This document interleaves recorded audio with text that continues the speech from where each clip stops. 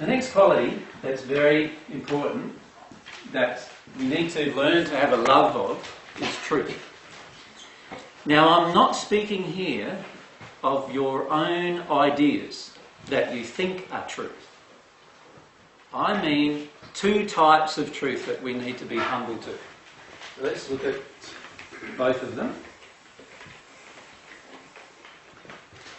So, one type of truth that we need to be humble to is universal truth.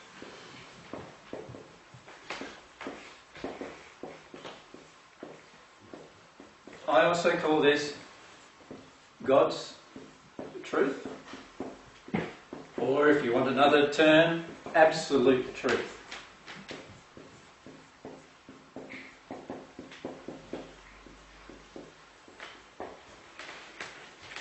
Now, I know many people on earth don't really believe in absolute truth.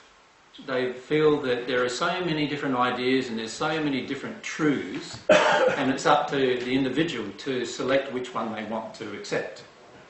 Now, I don't agree with that philosophy myself.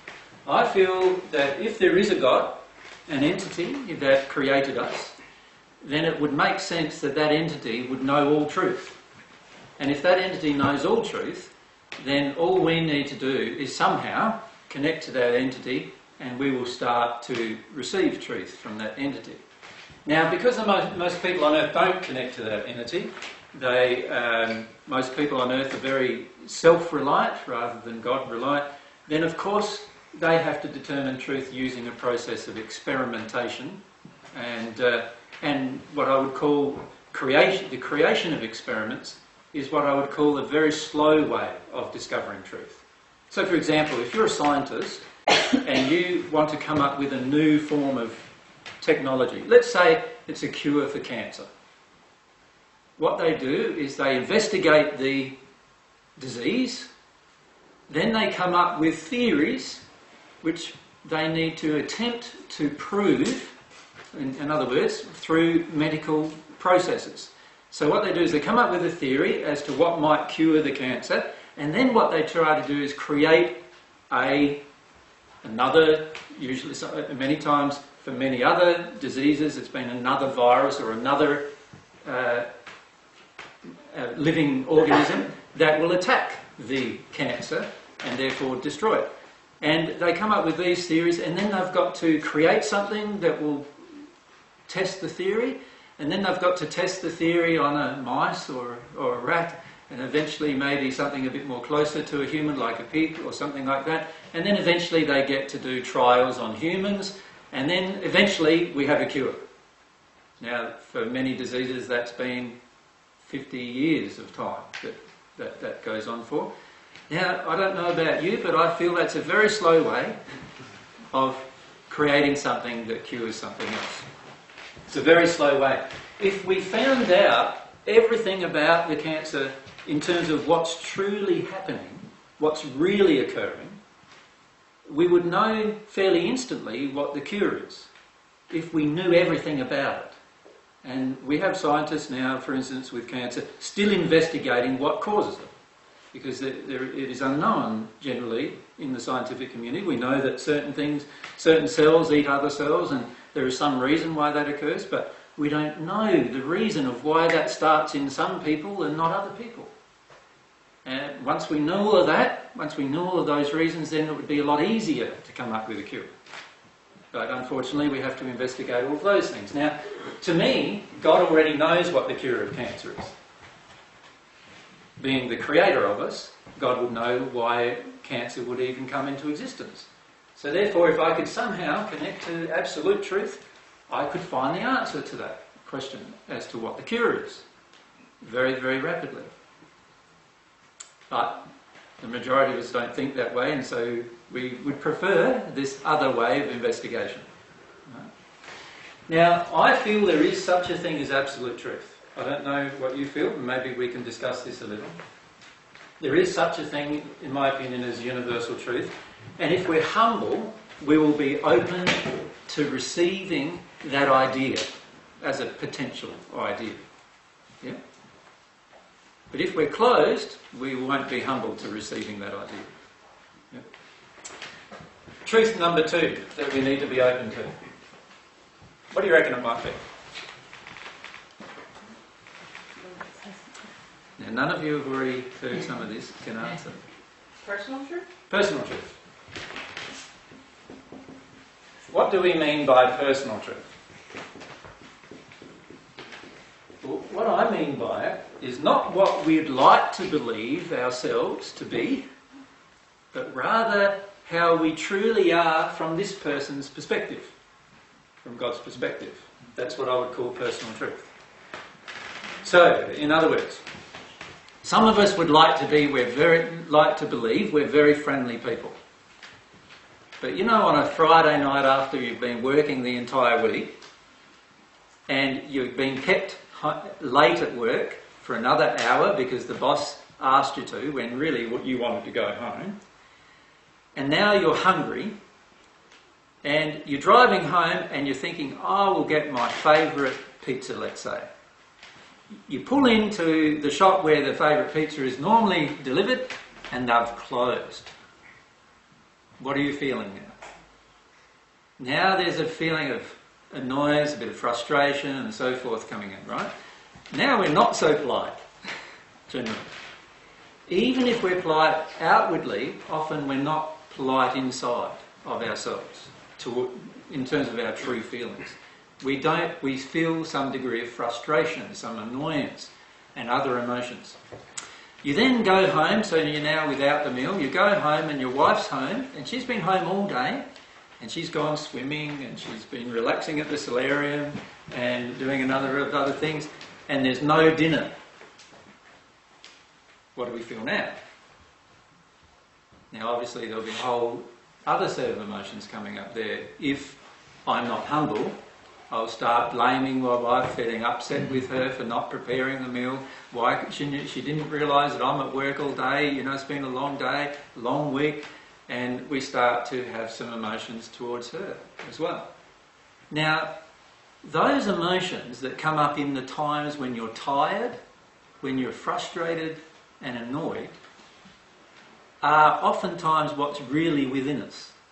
They are sitting there dormant most of the time, and yet we deny their existence most of the time.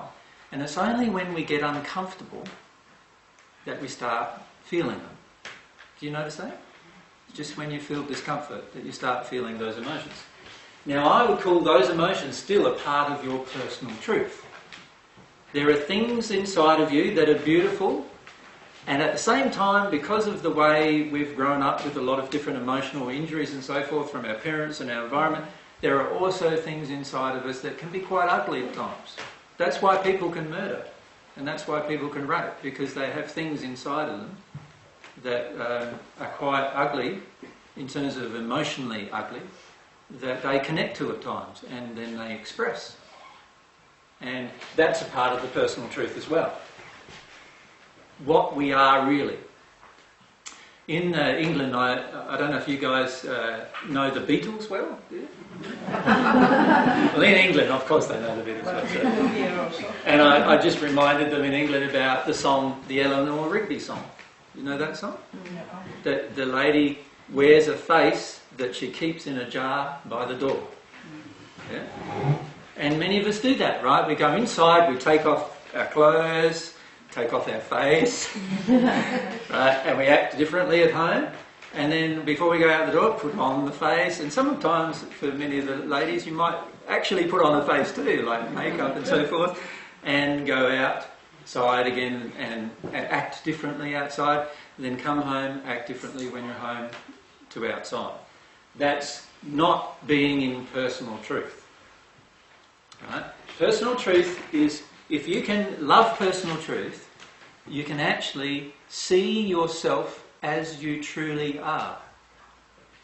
And this is a very powerful tool that you have at your disposal. You see, if you do not see yourself as you truly are, it's impossible to change. But if you can see yourself as you truly are, you have the ability to change. So it's a very powerful tool at your disposal, this idea of seeing personal truth, seeing yourself as you really are. Now, with truth, I feel there's these two parts of truth. This truth and this truth combined together is what will allow you to grow. But if you try to accept this truth without doing anything about this truth, you'll grow for a little bit and then you'll become stagnant. You will no longer grow. Or if you try to accept this without accepting this, you will grow for a little bit and also then become stagnant because you're not conforming to the universal truth. There has to be a merging of these truths where eventually I know the truth, the universal truth, and inside of me it's automatic for me to practice it, to use it in my life. Now, there are qualities of universal truth, and I do believe that one of the qualities of universal truth is that it's infinite. So therefore we'll always be discovering it. There will always be new discoveries. Nobody can say, here's a book, like with the Bible, for example. Many religious people say, here's a book, and all the truth is in that. Now that's physically impossible, isn't it? If the truth is infinite, this is not infinite. It's physically impossible for all the truth to be in this. Does that make sense? Of course. However, it's possible that some of the truth is in this, isn't it? Just like some of the truth could be in other holy books, for example, that have been created around the planet. Exactly the same principle. Because this is a finite book, it's only possible to have a finite amount of truth, literally. Now, if we think of universal truth as infinite, and we think of our truth as we're constantly learning about the universal truth, then you can see that we have to learn to grow and stretch and change. Because a person who's physically limited cannot absorb infinite truth. We need to grow so that we become bigger in the soul. And we'll talk about how that actually happens later. There has to be a way for it to happen. Otherwise we can't absorb infinite truth. Right? But these two things are essential if you want to grow and change in your life all the time. And to me, they are essential for what I would call true spirituality, true development at the soul level. It can only occur with these two particular qualities happening. In fact, I see humility as the doorway into truth. So if I'm not completely humble, I have no way of absorbing new truth. So I am closed to new truth. I am basically saying no to new truth. If I'm not humble, I am rejecting the possibility of new truth, which is a very, I feel, stupid thing to do. Because if you do that, you're limiting yourself to your current development. You can't change if you do that. But if I become open, humble, then it's like opening a doorway to be able to receive more truth. I now have the ability to absorb new things that I could not absorb before. And this is a very powerful way of changing.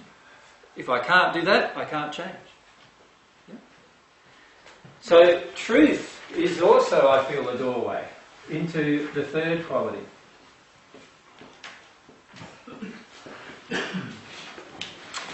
Now, I think many of you could probably guess what that would be. Love. Love.